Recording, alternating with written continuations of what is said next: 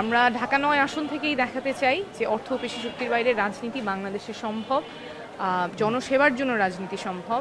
এবং এই যে একটা চিন্তা আছে যে পোস্টার ছাড়া, মাইকিং ছাড়া বা শোডাউন করা ছাড়া নির্বাচনে যেটা সম্ভব না, এটা আমরা ভাঙতে চাই। আমি আমার ক্যাম্পেইনটা খুব সচেতনভাবেই একটা ক্লিন ক্যাম্পেইন করার চেষ্টা করছি, যেখানে কোনো মাইকিং আমরা ব্যবহার করছি না, কোনো পোস্টার আমরা ব্যবহার করছি না।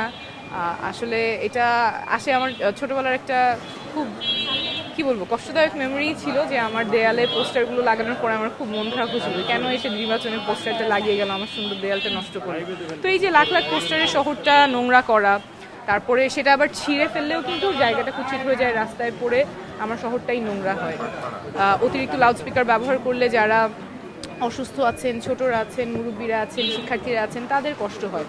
শোডাউন আমাদের এটা কারোই অজানা না যে বেশিরভাগ ক্ষেত্রেই মানুষ ভাড়া করে শোডাউনগুলো করা হয়। তো এই যে লাখ লাখ পোস্টার, ভাড়া করা শোডাউন, মাইকিং, অতিরিক্ত লাউডস্পিকার ব্যবহার, এগুলো কিন্তু জনসেবার জন্য করা হয় না। এগুলো সাধারণত করা হয় সাধারণ জনগণের উপরে নিজের ক্ষমতার দাপট দেখিয়ে ভোটটা নেয়া। কিন্তু আমরা বিশ্বাস করি যে এই ক্ষমতার দাপটের চেয়ে অনেক বেশি শক্তিশালী মানুষের প্রতি মানুষের বিশ্বাস, আস্থা এবং আন্তরিক একটা কথোপকথন। তো সেজন্যই আমাদের ক্যাম্পেইনটা চলছে, মানুষের কাছে যাওয়া, একদম তাদের দোরগোড়ায়, উঠানে, বাজারে, অলিতে গলিতে গিয়ে আমরা তাদের কথা শুনছি, কথা বলছি এবং আহ্বান জানাচ্ছি যাদেরই পরিচিত আছে ঢাকা-৯-এর ভোটার, তারা একটা ফোন কল, ৫ মিনিটের একটা ফোন কলে নতুন রাজনীতির পক্ষে আরেকজনকে, তার পরিচিত জনের সাথে যাতে কথা বলেন। আমরা ঢাকা-৯ আসন থেকেই দেখাতে চাই যে অর্থ ও পেশি শক্তির বাইরে রাজনীতি বাংলাদেশে সম্ভব, জনসেবার জন্য রাজনীতি সম্ভব।